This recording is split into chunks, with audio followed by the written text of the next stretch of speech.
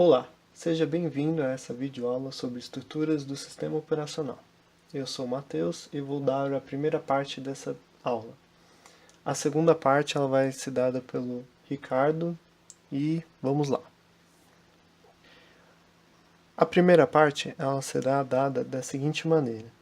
Vamos começar ensinando a definição de um sistema operacional, depois vamos falar sobre os serviços que um sistema operacional deve oferecer. Vamos focar um pouco na interface do sistema operacional e vamos falar sobre chamadas que o sistema deve oferecer ao programador, chamadas de sistema. Quando falamos de sistema operacional, a primeira coisa que nos vem à cabeça é exemplos, né, de sistemas, que é o Windows 7, o Windows Vista, né, o Windows 10, que é o mais recente, tem o Mac OS, tem o Ubuntu, enfim, são vários sistemas. Aqui eu peguei alguns exemplos, né, e tem tanto de computador quanto de smartphones, né, como por exemplo o iOS, o Android e entre outros. Só que para definir um sistema operacional é muito difícil. Um sistema operacional ele é um grupo, ele aglomera várias funções e por isso que em geral a gente não tem uma definição totalmente adequada para o que é um sistema operacional. E aqui eu peguei uma definição dos sistemas operacionais com Java, a sétima edição, e ele define muito bem o que é um sistema operacional. Um sistema operacional é um programa que gerencia o hardware do computador. Ele também fornece uma base para os programas aplicativos e atua como um intermediário entre o usuário e o hardware desse computador. Bom, então qual que é o papel do sistema operacional? Ele está aqui como uma ponte entre o software e o hardware. Ele que faz o intermeio, né, entre esses dois caminhos. Bom, uma das motivações de terem criado, né, o primeiro sistema operacional foi que os computadores eram muito difíceis de ser desenvolvidos, porque para cada aplicativo que você precisava desenvolver, você tinha que manipular o hardware. E manipular o hardware é muito difícil. Você precisa ter uma série de especificações do hardware, é muito código para ser aplicado para no final você acaba gasta mais tempo desenvolvendo a parte do hardware do que o aplicativo em si, né? Que é o objetivo que você queria. Então isso dificultava muito o desenvolvimento. O período de desenvolvimento é bem extenso porque a maior parte, na verdade, do seu tempo era para manipular o hardware, porque em muitos dos casos era a parte mais difícil. Então, e daqueles que conseguiam, não faziam isso da menor eficiência possível, porque não tinham um completo domínio sobre como manipular o hardware, entendeu? Então foi daí a proposta de fazer um meio termo para não precisar ficar fazendo toda vez essa manipulação de hardware para cada aplicativo que for desenvolvido. Bom, então agora vamos começar a ver os serviços que um sistema operacional tem que fazer, né? Então, um sistema operacional ele tem que prover um ambiente de execução para os programas, né? Era exatamente aquilo que a gente estava falando de manipular o hardware. Então, o sistema operacional ele tem que prover serviços aos programas e aos usuários desses programas. Então, ele é um compilado de várias funções que trabalham junto com o hardware, né? E oferecem isso para os usuários dele, né? Que no caso pode ser um programa, pode ser um desenvolvedor, pode ser, enfim, quem for utilizar esses serviços. Vale ressaltar que um sistema operacional pode ter algum serviço específico que um outro sistema operacional não tem. Vamos focar nas classes de serviços que os sistemas operacionais disponibilizam. Um dos serviços que o sistema operacional deve oferecer é a interface com o usuário. A interface ela é um meio com que a gente consegue utilizar o computador. E ela pode ser apresentada de duas formas. Ela pode ser linha de comando ou interface gráfica. Os primeiros computadores usavam a interface de linha de comando, que basicamente você digita textos na tela.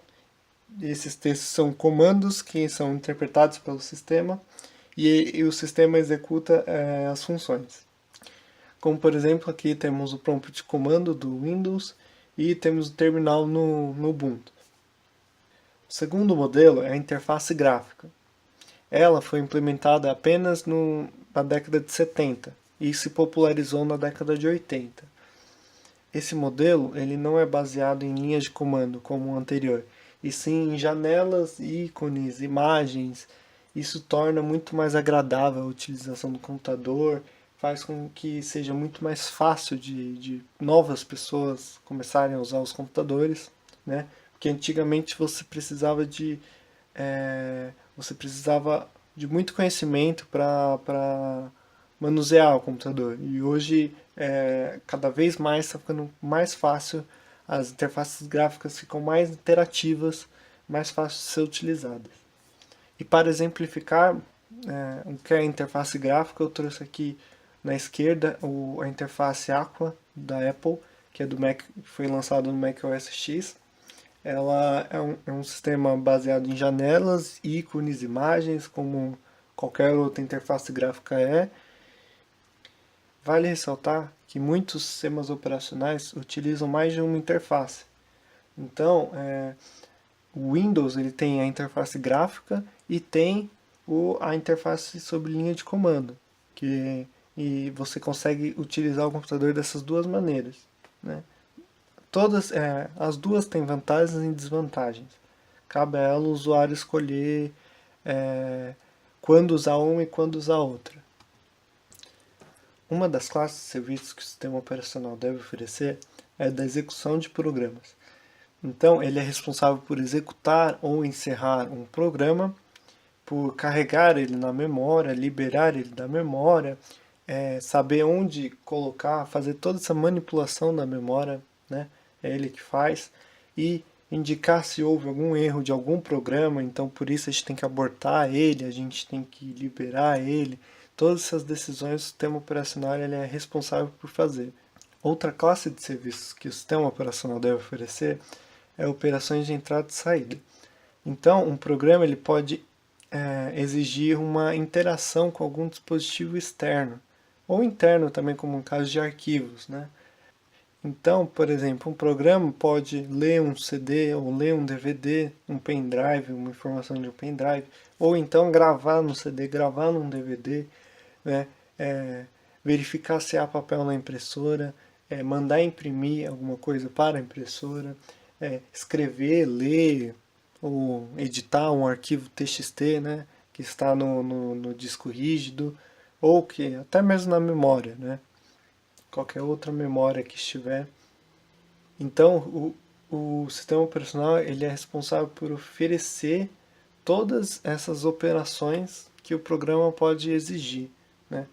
E com isso, você garante uma eficiência e uma segurança, porque a gente não sabe a gente não sabe como é o código, né, dos programas.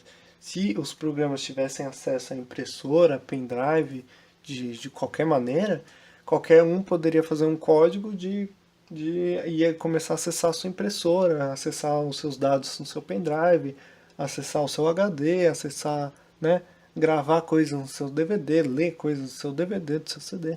Então, fazendo com que o sistema operacional seja responsável por isso, você garante uma segurança, né, de arquivo de programas externos. Bom, bem parecido com as operações de entrada e saída, a gente tem a manipulação dos sistemas de arquivos. Ou seja, os programas eles precisam ler os arquivos, eles precisam escrever, criar, remover, eles precisam listar os arquivos por ordem de data, por nome, enfim. Então o sistema operacional ele tem que garantir todas essas operações para que o programa não precise ter todo o conhecimento do seu computador para criar um arquivo TXT, por exemplo. Entendeu? E ele também gerencia as permissões de acesso ao arquivo. Fala, ó, você não tem permissão. O usuário que está executando isso não tem permissão para acessar essa parte dos arquivos.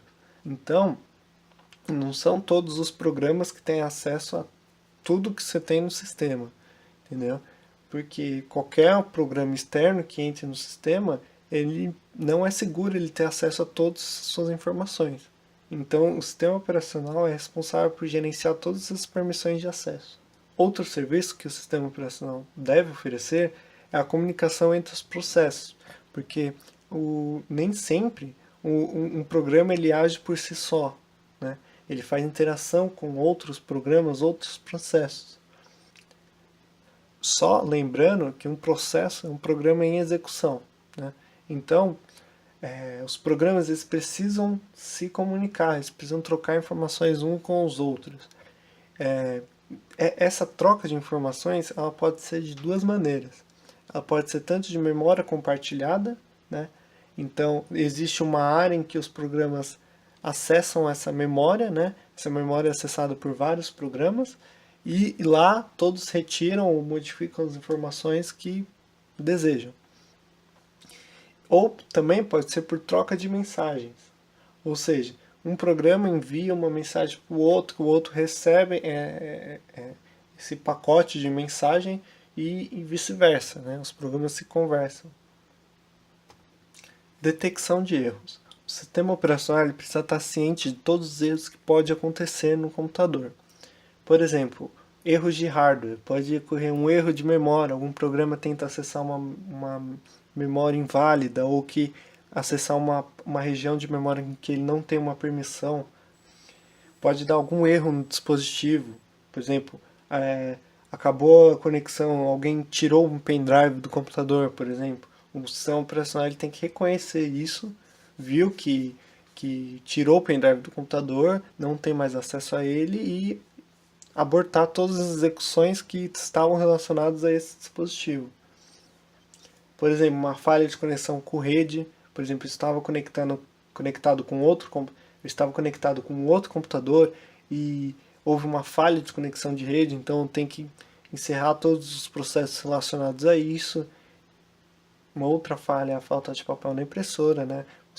Os programas mandam imprimir as coisas e o sistema operacional tem que reconhecer o retorno que a impressora vai dar para o sistema, por exemplo, estamos sem papel, não adianta você ficar mandando para a impressão que não vai sair nada, né?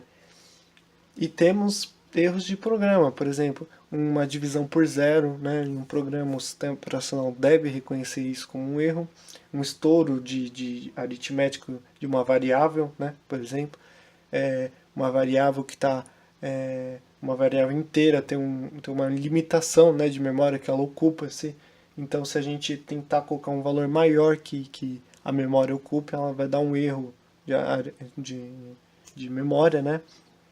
Você tentar acessar uma memória inválida, um vetor, por exemplo, ou você fazer um processo ficar em looping e ele ocupar muito tempo da CPU, e isso é um erro, não pode acontecer. O computador ele executa vários programas ao mesmo tempo, então um processo não pode gastar muito tempo na CPU, senão vai parar todos os outros processos, tudo que ele estava fazendo.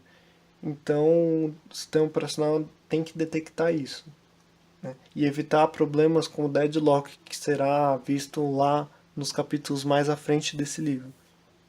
Uma função que a gente acaba não pensando, mas que o sistema operacional deve oferecer, é a contabilidade do uso de recursos.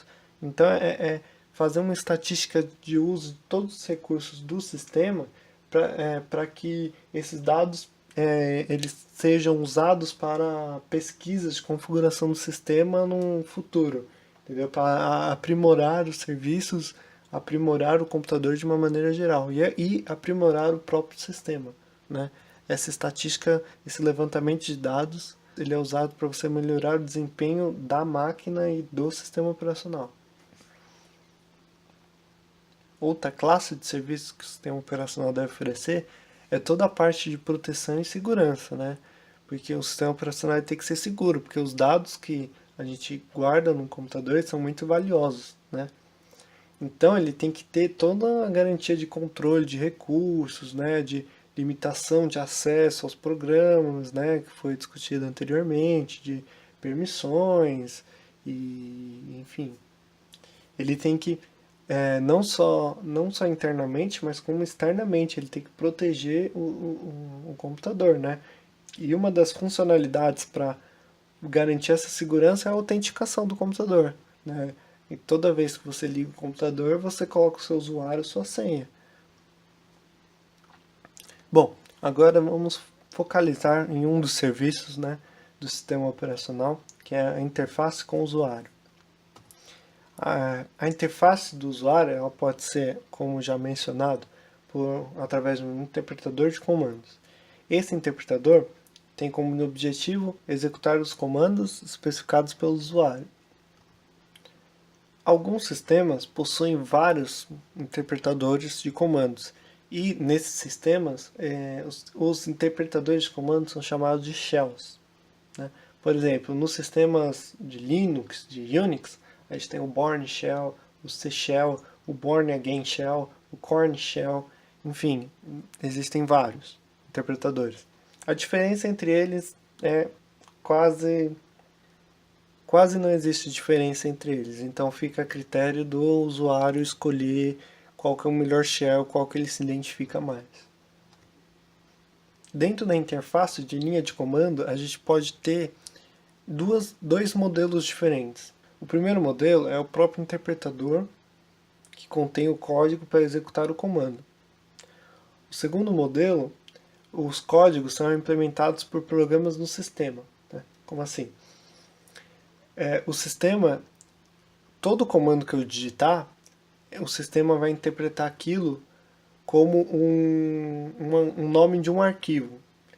Então, ele vai buscar esse nome de arquivo no diretório específico do interpretador e ele vai executar o código que tiver nesse arquivo. Entendeu? Como, por exemplo, no Unix, o comando de excluir um arquivo é o rm. E aí você passa como parâmetros o nome do arquivo que você quer excluir. Então o rm ele não é um comando que está dentro do interpretador. Ele é um arquivo que se chama rm, e aí o sistema vai procurar esse arquivo, e quando ele achar o arquivo, ele vai passar como parâmetro arquivo.txt, que é o que a gente digitou no terminal. Então isso gera uma facilidade de adição de novos comandos no terminal. Então isso gera uma facilidade na adição de novos documentos.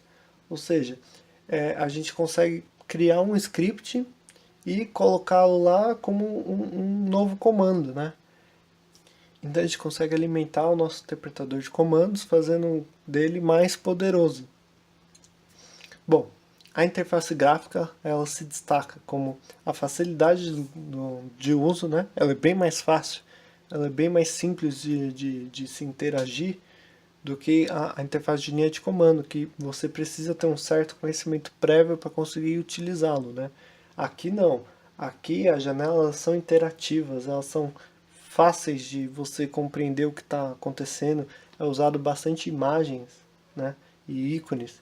Então os programas eles são representados por essas imagens, por ícones no sistema. Programas, arquivos, diretórios são todos baseados em imagens. Então é bem mais simples de ser usado. A primeira interface gráfica apareceu em 1973 no computador Alto da Xerox. As GUIs, né, é uma sigla que vem do inglês Graphical User Interface, ou seja, interface gráfica com o usuário, elas se tornaram populares apenas nos computadores da Apple, lá na década de 80.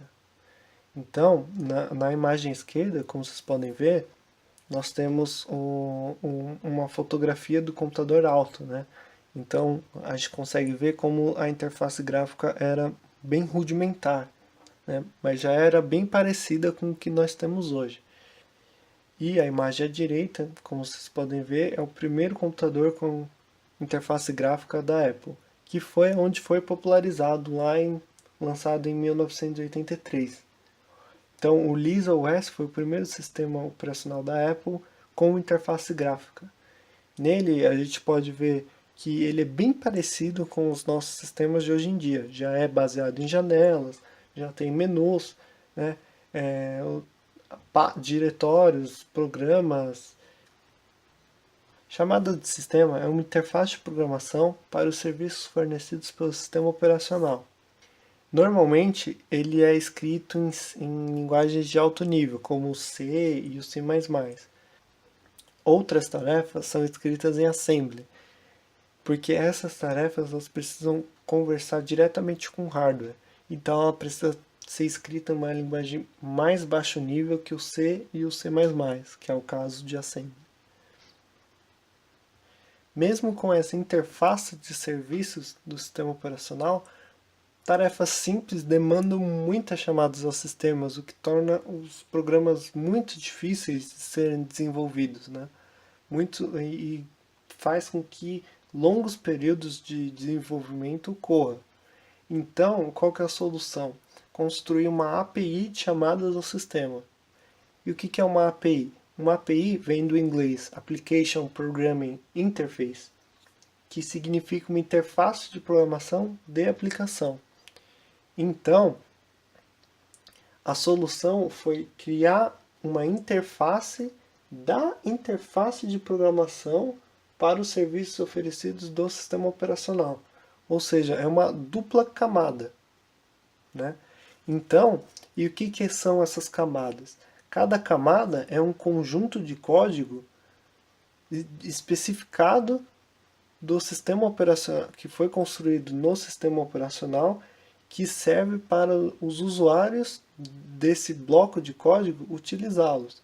Então, esses usuários não precisam saber o que ocorre especificamente dentro desses blocos de código. Ele só precisa saber chamar esses métodos, essas funções, né? Então, acrescenta um nível a mais de abstração e você não precisa ter um amplo conhecimento para conseguir desenvolver, para conseguir fazer uma chamada ao sistema. Como, por exemplo, a gente tem a API Win32, que é para o Windows, né? A gente tem o POSIX, que é para o Unix, para o Linux e para o macOS. E temos a API Java para JVM, que é a máquina virtual do Java. Que isso vai ser detalhado com o Ricardo na segunda parte dessa videoaula. Então, as chamadas de sistemas elas podem ser classificadas em 5 grupos. Ela tem o controle de processos, ela tem gerência de arquivos, gerência de dispositivos, manutenção de informações e comunicações.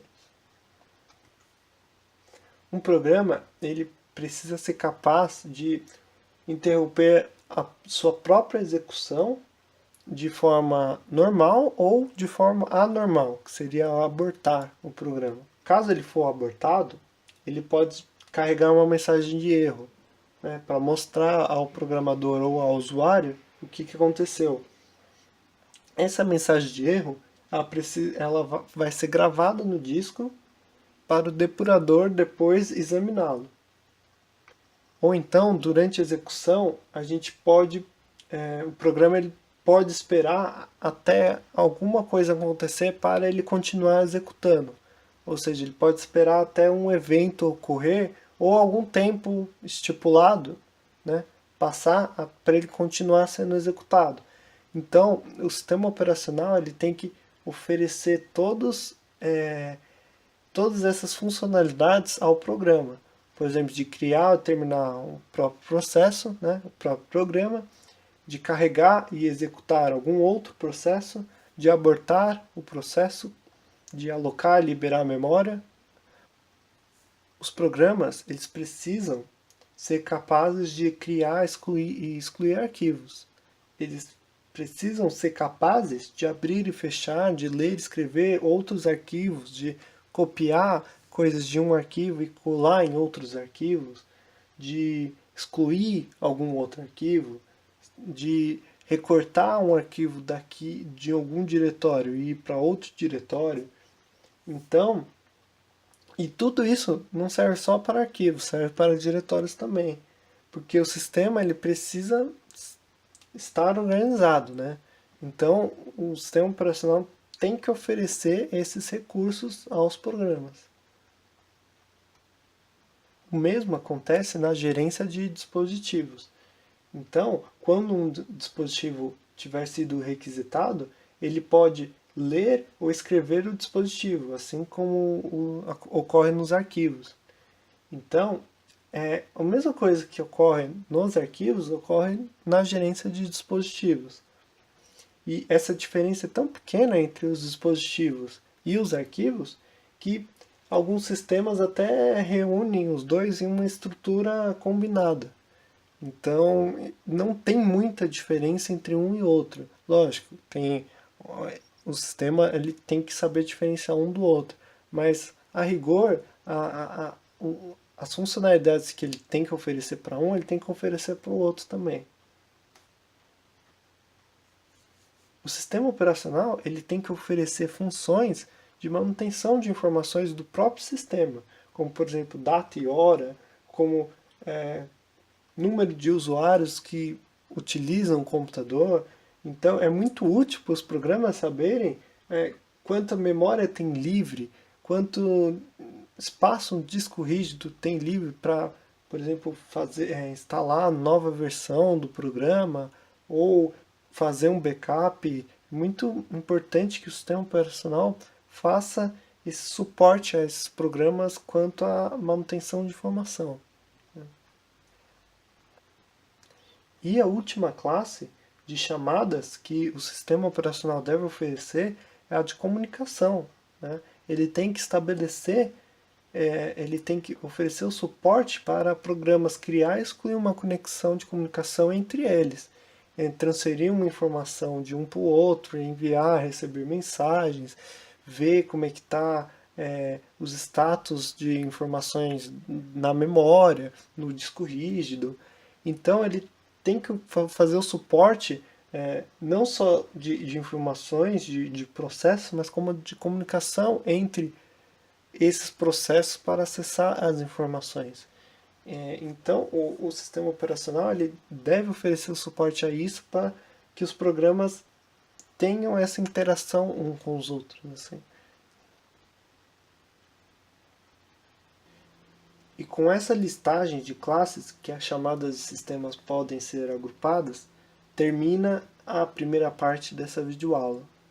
Obrigado por terem assistido e até mais.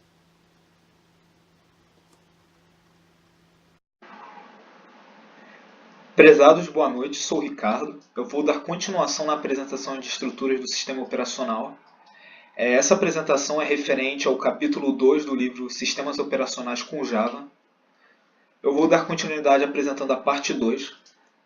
A agenda de informações que serão apresentadas são as seguintes: programas do sistema, projeto e implementação, estruturas do sistema operacional, máquinas virtuais, Java. Nesse tópico, será apresentado informações voltadas à própria JVM, que é a máquina virtual do Java, geração do sistema operacional e o boot do sistema. Programas do sistema. O que seriam esses programas? Serão programas que um sistema operacional deve fornecer para que ele consiga oferecer uma boa funcionalidade para o seu usuário. Entre eles, existem 6 programas que o livro considerou como importantes. Dentre eles foram a gerência de arquivos, que seria programas terem a permissão para ser criados, removidos, copiados ou renomeados. O que isso significa? Seria a capacidade que um sistema operacional tem para criar e utilizar esses arquivos. Um exemplo é, no Java e no Linux, você pode criar um arquivo TXT, você pode deletar esse arquivo, você pode copiar e duplicar esse arquivo, ou você pode renomear e mover ele. São várias ações que você possui dentro dos sistemas. Informações de status. Programas têm permissão de acesso ao horário, memória disponível e número de usuários que têm acesso a ele no sistema. No Windows é bem fácil a gente verificar isso, que seria quando a gente clica com o botão direito e acessa as propriedades de um arquivo. Quando listar, vai informar quanto da memória ele ocupa, quando foi criado, se algum usuário possui permissão ou não possui permissão. Já no Linux é um pouco mais complicado, devido à sua funcionalidade ser muito voltada à interface CLI, que é a Command Line Interface. Mas existe um comando que é ls-lhtra. O que ele faz é listar os arquivos, informando quais são as permissões de gerência de arquivos, horário de quando eles foram criados e mais algumas informações sobre os arquivos. Então você consegue ter esses dados tanto no Linux quanto no Windows. Modificação de arquivos. Editores de texto para criar e modificar o conteúdo de arquivos, armazenados em disco ou outros dispositivos. Nada mais é do que o próprio editor de texto. O que seria isso? Suponha que você criou um arquivo TXT, ou um próprio arquivo do Microsoft Word, LibreOffice, ou qualquer outra ferramenta de texto. Quando você cria, você gera uma informação, escreveu algum assunto, salvou. Passado um tempo, você recebe mais informação, entra novamente no arquivo, atualiza ele e salva. Quando você salva, é necessário que aqueles dados que estavam em disco sejam substituídos por esse novo, para remover informações desnecessárias sobre esse assunto. Suporte para a linguagem de programação. Nada mais é do que a própria capacidade que um sistema operacional tem para que você consiga programar dentro dele. Ou seja, você baixar uma linguagem e ele possuir toda a estrutura necessária para que você gere um arquivo de código que seja possível de ser utilizado por um programa do sistema ou um programa de usuário. Um programa de usuário, que é um programa aplicativo, vai ser explicado mais à frente. A carga e execução de programas, o que significa? Quando o programa é montado, ou seja, ele é compilado, ele tem que ser carregado na memória para execução. O que seria essa compilação? Eu vou dar o exemplo do Java. Quando a gente gera um arquivo Java pela primeira vez e salva, a terminação dele é .java. Quando a gente está pronto para utilizar ele e compila, ele fica com uma nova terminação, que é um arquivo .class. Quando a gente executa o .class, o que ele é? Ele é um arquivo com linguagem de máquina. Ele vai ser puxado para a memória, ou seja, ele vai ser carregado para a memória para ser executado. No livro foi dado 4 exemplos de carregadores para poder ser executado. Eles são carregador absoluto. O que é um carregador absoluto? Ele vai carregar o programa inteiro para a memória. Então, uma vez que você chama a execução, ele leva todo esse programa para a memória e realiza a execução dele. Um carregador realocável. O que ele faz é carregar todo o programa junto com suas possíveis interdependências. O que seria isso? Suponha que você programou um arquivo e dentro dele ele tinha várias extensões a bibliotecas que você teve que trazê-las por fora, que eram terminações .jar. Quando você vai executar o código, existe essa referência a essas informações e elas vão ser trazidas para execução. Essa é a significação do carregador relocável. Um editor de ligação. Esse é um editor mais rápido de ser executado, porque o que ele faz é, ele carrega apenas o trecho do programa que está sendo executado no momento. Qual o problema? Se existir várias chamadas diferentes de trechos conforme o tempo, vai existir muita busca dentro do disco. Isso vai acabar gerando um overhead grande e uma perda de performance. O último dos carregadores que foram informados pelo livro de exemplo é o carregador de overlay. Outro nome dele é carregador dinâmico. Por que esse nome? O que ele faz é, ele carrega, que nem um editor de ligação, todo o trecho de programa que está sendo necessário para execução e preenche a demais memória com o resto de programa. Por que ele preenche o demais e não traz direto? Normalmente um carregador dinâmico ele é usado quando o programa é superior à memória disponível para execução. Então existe a necessidade do quê? Conforme o programa vai sendo executado, se for necessário, ocorre a substituição do trecho de código que está sendo executado, do trecho do programa. Então vai sendo de forma dinâmica, sendo alterados os trechos que estão sendo executados. Comunicações. Fornece um mecanismo para criar uma comunicação entre processos, usuário e sistemas computadorizados. O que isso significa? É a capacidade que um sistema tem que ter para seus processos se comunicarem entre si, usuários e sistemas computadorizados. Um exemplo é quando você gera um projeto para a web, para entrar neles, várias vezes você precisa fazer o quê? Você precisa informar o localhost ou o IP da máquina. Por que essa informação? Porque é uma informação que é necessário para que o navegador web consiga encontrar o computador que está oferecendo esse programa online. Feito isso, ele precisa saber qual a porta para se conectar. O que seria essa porta? É como se fosse uma correspondência. Se você não tiver esse endereço, essa porta, você não consegue entrar. Um jeito simples para informar isso é imaginar que o IP seria como se fosse o endereço onde você mora e a porta seria o apartamento do prédio que você se encontra. Então será informado o IP, a porta, para encontrar a conexão. Isso seria um dos casos de comunicação que existem. Os programas aplicativos, o que eles são? São programas úteis para resolver situações comuns do usuário. Então, navegadores web, planilhas e até mesmo jogos. Todos eles são programas que não são necessários para um bom funcionamento do sistema operacional, nem são básicos para que o usuário utilize ele, mas eles facilitam a vida de quem estiver utilizando.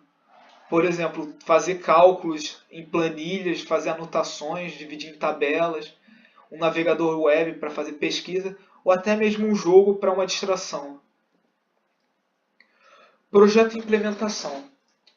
O que isso significa no livro? Ele cita o projeto e implementação como um trecho meio curto, que seria por qual motivo você utilizaria um sistema operacional. Então, de forma bem simples, ele dividiu em 3 tópicos. Objetivos do usuário, objetivos do projeto, que tem a competição entre objetivos do usuário contra objetivos do sistema, mecanismos e políticas e a implementação, que poderia ser feita em assembly ou, em casos mais recentes, em novas linguagens. O que seria o objetivo do projeto? Dependendo da situação que o usuário esteja precisando, ele pode estar montando um computador para que seja de uso pessoal, que seria o personal computer, o PC, ou ele pode estar tentando montar um servidor que seria necessário para receber requisições de centenas de milhares de usuários. E isso tudo levaria em conta qual seria o melhor sistema operacional para ser implementado. Então, o que significa? Os objetivos do usuário são bem simples. Ele tem que ser uma interface fácil do usuário utilizar, ele tem que ser simples, o usuário não precisa de conhecimento técnico para utilizar. Tem que ser algo que até mesmo, é meio exagero, mas até mesmo uma criança poderia utilizar, sem muita necessidade de entender. Só através de cliques ou visualização, ela fosse capaz de utilizar o computador. Já uns objetivos do sistema, que seria o caso de um servidor, ele não quer que seja lúdico, ele quer que seja algo com performance. Então ele vai ser algo voltado para o máximo de performance possível. Então pode ser necessário conhecimento técnico, porque um dos jeitos de aumentar a performance de um sistema é ter apenas uma interface de linha de comando e não colocar uma interface gráfica. Só que numa interface de linha de comando, seria necessário um conhecimento técnico para quais comandos existem nesse sistema para a utilização dele. Mecanismos e políticas. O que seriam isso? Mecanismo é a ação. Política é a especificação. O que isso quer dizer? O mecanismo é uma funcionalidade do que o sistema vai executar. E política é a especificação desse mecanismo. Eu vou dar um exemplo, supondo que seja necessário mover um arquivo. Dentro de mover o arquivo, vai ter, por baixo dos panos, o hardware trabalhando. O software, que seja o sistema operacional, o que ele vai fazer vai ser necessário a ação de buffer e demais ações. Só que quantos bytes de informação devem ser trabalhados no buffer? Isso, quem vai informar vai ser a política. O mecanismo apenas quer dizer a funcionalidade. Então, de uma forma mais rápida de explicar existe o buffer. O mecanismo seria o buffer acumula informação e envia ela. Política seria quanto de informação o buffer deve acumular, quais seriam os limites dele, existe alguma situação para ele liberar a informação mais rápida, seriam as especificações técnicas, enquanto o mecanismo é a praticidade da funcionalidade. Implementação seria qual a linguagem que o sistema operacional seria desenvolvido. No livro, ele informa o quê? As primeiras sistemas operacionais foram feitos em Assembly. O Assembly é uma linguagem de baixo nível, ela é muito ligada à própria linguagem de máquina, são linhas de código curto, com ações específicas, que são complicadas de um usuário começar aprendendo, mas elas são extremamente performáticas.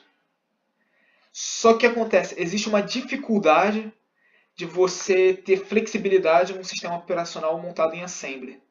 Com as novas linguagens como C, C++, o próprio Java, houve uma facilidade em fazer a flexibilidade, porque o que acontece você vai realizar um código em Java e na hora de compilar, que vai ocorrer a transformação para a linguagem de máquina, o compilador vai abstrair a forma como a linguagem de máquina seria executada.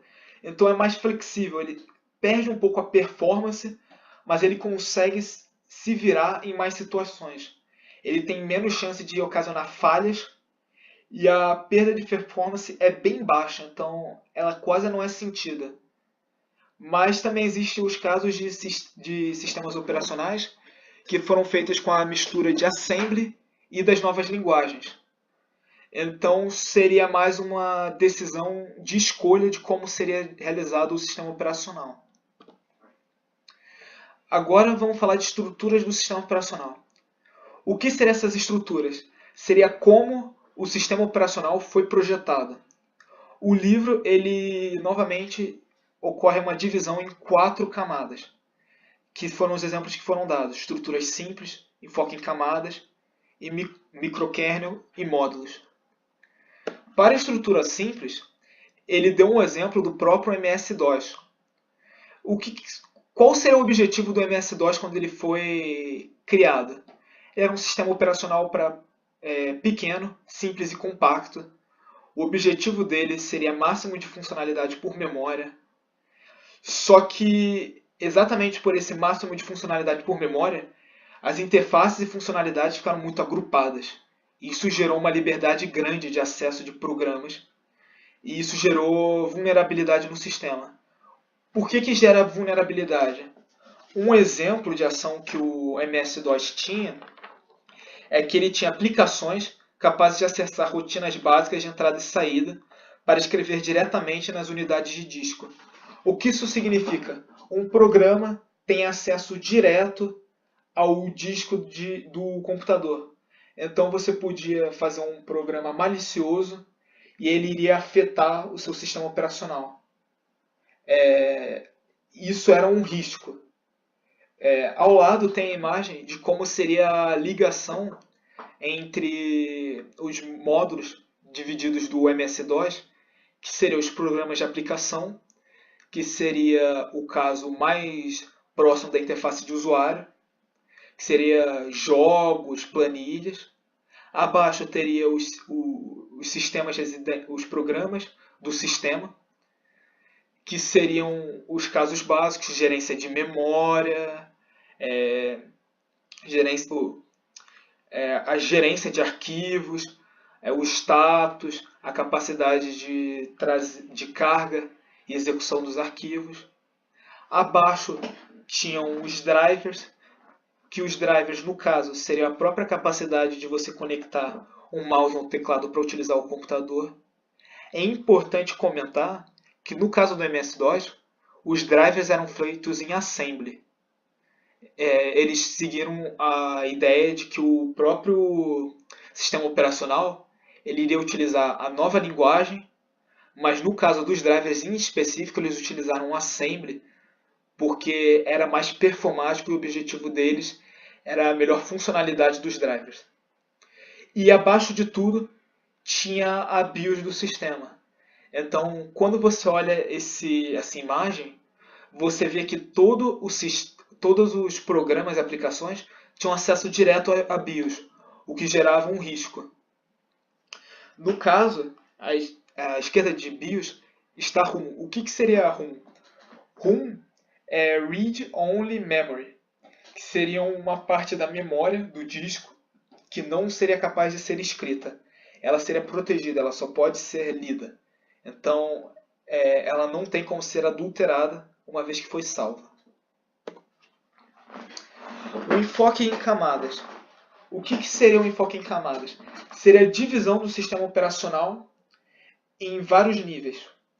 A menor camada seria o hardware, a maior camada seria a interface do usuário e as demais camadas seriam programas. Qual foi a ideia com o enfoque de camadas? Facilitar a depuração de erros. O que seria essa facilidade?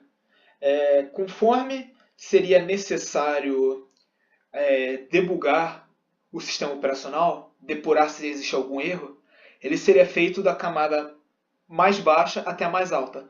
Porque o objetivo era encontrar erros. E dividindo em camadas, eles iam subindo em níveis.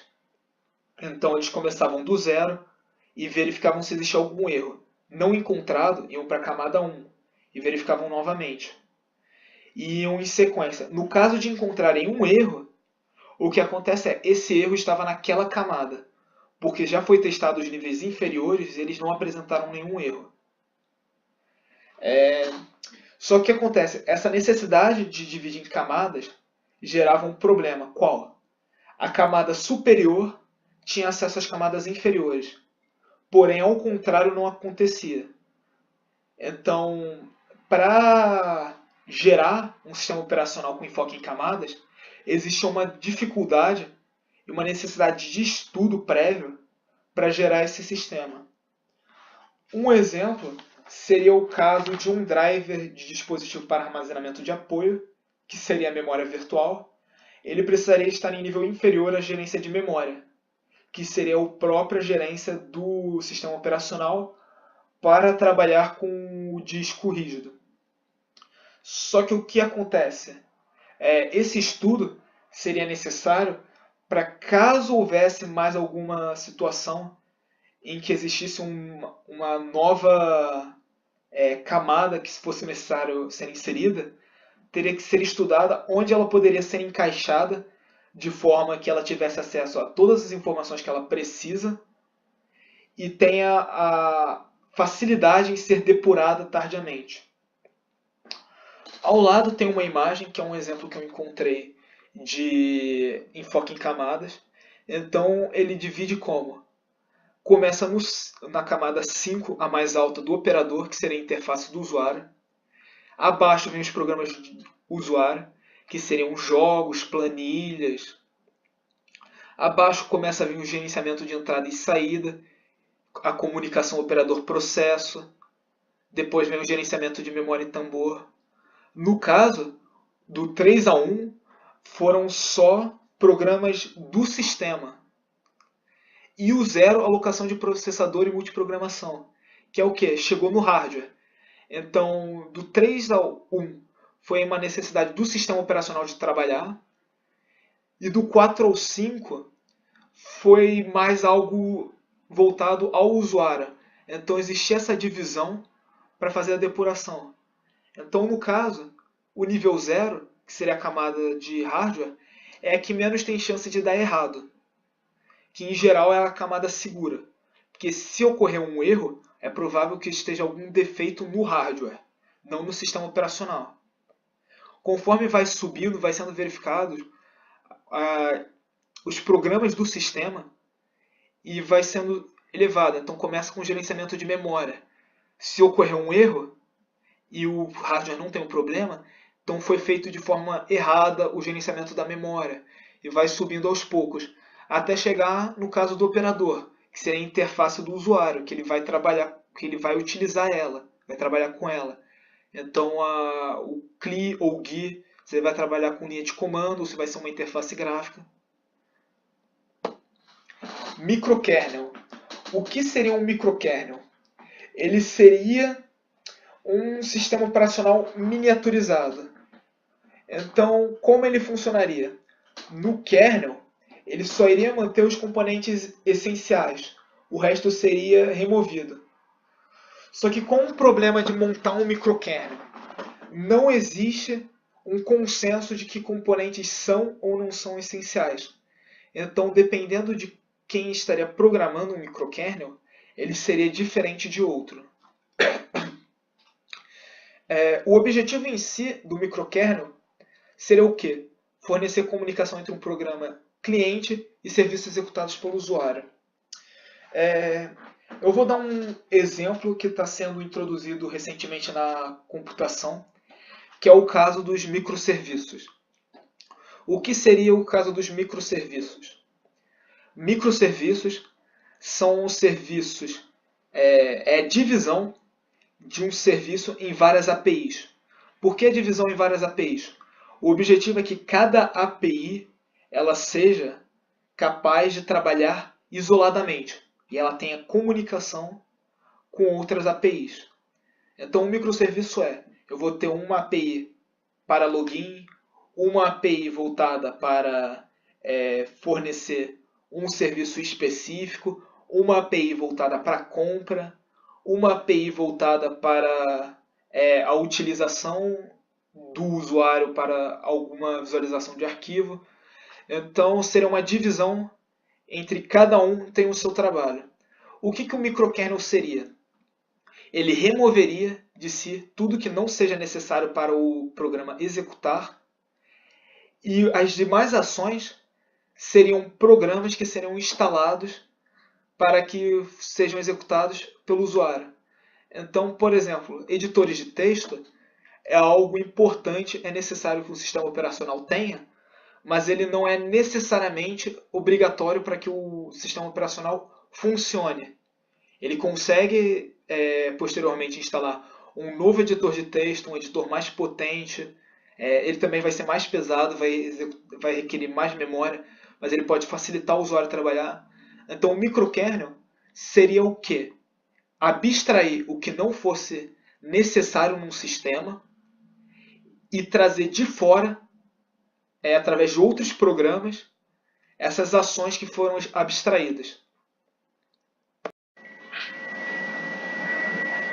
O que serão módulos? Módulos é uma estrutura do sistema operacional que ela foi criada utilizando técnicas de programação orientadas a objeto. Qual foi a ideia base de utilizar orientação a objetos? Foi tentar criar uma estrutura com ideias do enfoque em camadas e microkernel, mas superior a ambas as estruturas anteriores. No caso, quais foram as ideias que foram reutilizadas? O módulo primário tem funções básicas chamadas dos demais métodos, e existe a divisão de funcionalidades em módulos. Qual era a vantagem dele em si? Qualquer módulo poderia chamar um ao outro, então não era mais necessário a limitação de camadas do enfoque em camadas. Qualquer módulo teria a capacidade de chamar um ao outro, então reduzia a necessidade de tempo de comunicação. Outra era que não era necessário mais a troca de mensagens, não era necessário mais esse processo. Então ele tinha uma vantagem com relação ao microkernel. Então ele ganhava novamente performance. Comunicação era direta, era através de chamada objetos. Abaixo tem o exemplo do kernel básico do Solaris. Então esse era o sistema operacional Solaris, como ele funcionava. Então ele tinha um kernel básico, ele tinha classes de escalonamento, sistemas de arquivos, chamadas de sistema, mas tudo isso eram módulos extras que não foram considerados básicos para o sistema funcionar. Então, conforme o usuário necessitasse de algum desses módulos, ocorreria a chamada dos demais e a execução delas. Máquina virtual. O que seria a máquina virtual em si? Ela é uma isolação entre o hardware e o software. O que ela faz ela isola os componentes entre si, porque ela simula recursos. Não são recursos reais, são recursos virtuais. Então ela trabalha com discos virtuais. No sistema VM da IBM, eles eram chamados até mesmo de mini discos. E qual é a vantagem em si das máquinas virtuais? Elas são excelentes para pesquisa e desenvolvimento. Então essas são as vantagens delas. Além disso, algumas vantagens são a proteção de recursos do sistema e a facilidade de troca de sistema operacional, caso necessário essa ação. Ao lado, nessa imagem, temos o que? À esquerda temos como seria uma máquina normal e à direita temos uma máquina virtual. Qual a diferença entre elas? Na máquina normal existe o hardware, o kernel e os processos. Então ela é direto à execução. Enquanto na máquina virtual, o que acontece existem, nesse exemplo, 3 máquinas virtuais. As 3 máquinas foram implementadas sobre um hardware e cada uma delas possui um sistema operacional próprio e processos que estão sendo executados.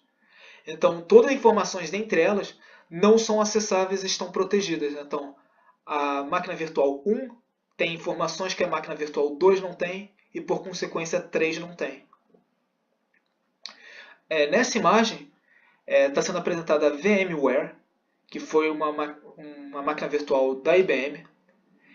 A ideia dela foi fazer uma melhoria em comparação com o caso anterior explicado de máquina virtual. Qual era a ideia por trás dela? Se você fosse trabalhar ou estudar com máquinas virtuais, seria necessário você ter, em primeiro caso, mais de um computador para testar diferentes sistemas operacionais. O caso 2, que seria utilizar o mesmo computador, mas seria necessário ficar reinstalando várias vezes o sistema operacional. E isso seria problemático, porque imagina o tempo necessário para toda vez que você termina de fazer um teste, formatar um computador e reinstalar o sistema. E aí veio o caso das máquinas virtuais. Só que o caso da VMware era o quê? Você teria o seu próprio sistema operacional e conseguiria, dentro dele, simular a virtualização de um sistema operacional. O que isso significava? Você tinha, nesse exemplo, um sistema operacional Linux que você iria abrir várias VMs, máquinas virtuais. Então, nesse exemplo, ele abriu 3, que foi uma máquina FreeBSD, uma máquina Windows NT e uma máquina Windows XP.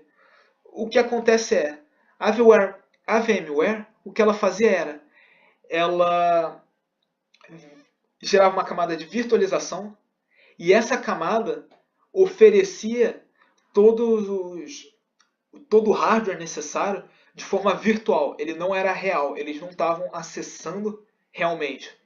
O que acontecia eles informavam para o Linux que seria necessário fazer tal ação. Mas o que acontece o limite de memória, CPU, dispositivos de entrada e saída, tudo isso já estavam limitados. De uma forma mais rápida de explicar, uma VM seria um modelo de você subir uma segunda máquina dentro de uma máquina já inicializada. Que seria o quê? Eu tenho um computador Linux e eu resolvi subir uma VM Windows para fazer algum trabalho necessário que só o Windows poderia, ou tentar jogar um jogo, utilizar um Office. Quando eu subir a VM, o que vai acontecer ele vai alocar toda a memória, CPU e dispositivos simulando um computador real. O que acontece esse computador ele vai ser menos performático. Eu não consigo fazer com que esse computador seja superior à máquina atual que existe, porque existe a limitação de hardware. Então, todas as especificações dela vão ser inferiores à existente. Então, existe a necessidade de considerar se existe a necessidade de subir uma máquina virtual ou de realizar um dual boot, por exemplo. Isso são situações que seriam necessárias para um estudo mais sobre qual o seu objetivo. Se o objetivo é apenas estudo e desenvolvimento de um sistema operacional, máquinas virtuais são um excelente modo de realizar essa ação, porque elas são rápidas de trocar o sistema operacional, são rápidas de serem executadas e não são difíceis de subir. O problema é que elas são pouco performáticas. Então, caso seja necessário uma performance para um caso de um jogo, uma planilha, que seria a utilização de programas de usuário, seria recomendado você utilizar um sistema operacional direto numa máquina virtual. Java, nesse caso do Java, eu vou apresentar ele como uma tecnologia.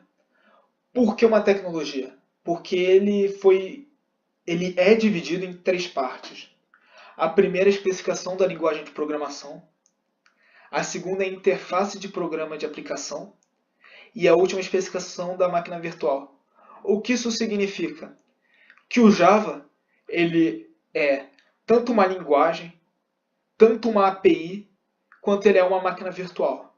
Ele é a mistura de 3 componentes para que ele possa ser executado. Na primeira parte, a linguagem de programação.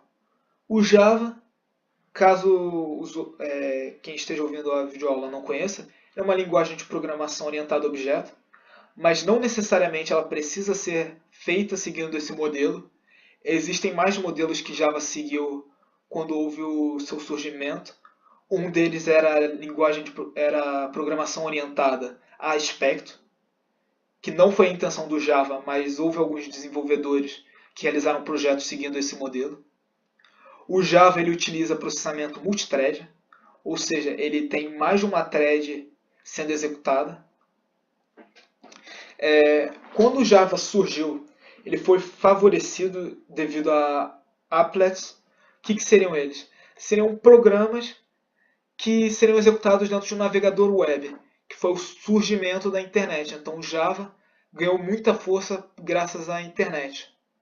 Além disso, Java é considerado uma linguagem segura. Isso seria explicado mais à frente no livro, no capítulo 15. Então verifique a próxima videoaula com relação ao capítulo 15 para ter esse tipo de informação. A API do Java. Existem 3 subconjuntos principais.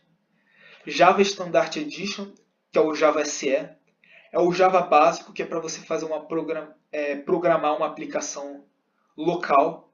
Então, um programa para execução local seria utilizado através dele.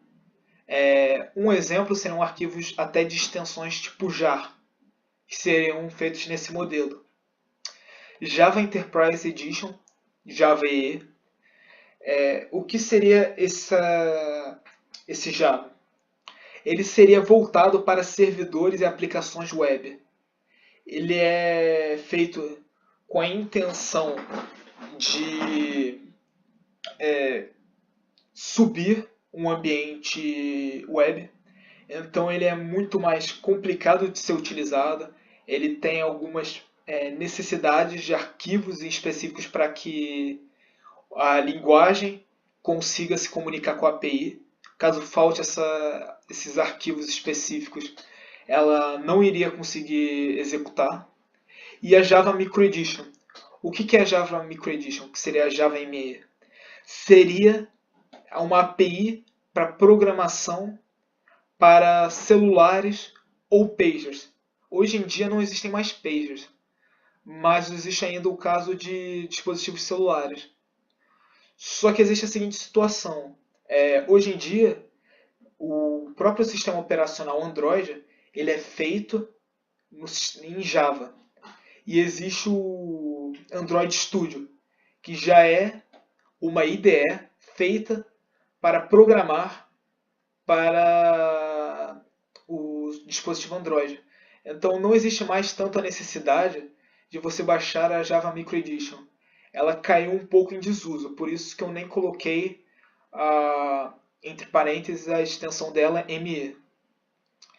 No caso até, caso sinta-se curioso, existe uma ideia chamada Xamarin. No caso, a pronúncia dela é Xamarin, mas ela começa com X. É Xamarin. Ela é uma ideia que você consegue fazer aplicativos nativos, ou seja, você desenvolve em C Sharp e consegue exportar aplicativos na época para o Windows Phone, o Android e até mesmo para o próprio sistema dos iPhones. Então, ele foi um grande projeto que acabou gerando com que o Java Micro Edition caísse em desuso. A máquina virtual Java. O que é a máquina virtual Java? Ela é um computador abstrato. O que ela faz em si? Ela pega o programa Java, que são os arquivos .class, arquivos compilados, e ela traz a API Java. O que ela faz ela casa a API com o arquivo no carregador de classes. No carregador de classes ela vai interpretar e vai executar o sistema. Ela vai executar o programa. E esse programa vai ser rodado no sistema hospedeiro, que seja um Windows, um Linux, até mesmo um macOS. Então, o que acontece a JVM é um micro sistema operacional para execução. Ela é bem simples, por assim dizer, a ideia da sua funcionalidade. Ela traz um arquivo compilado, traz a API para poder traduzir esse arquivo. Depois de trazer, ela interpreta e o sistema hospedeiro executa. O sistema hospedeiro demonstra o arquivo, executando ele.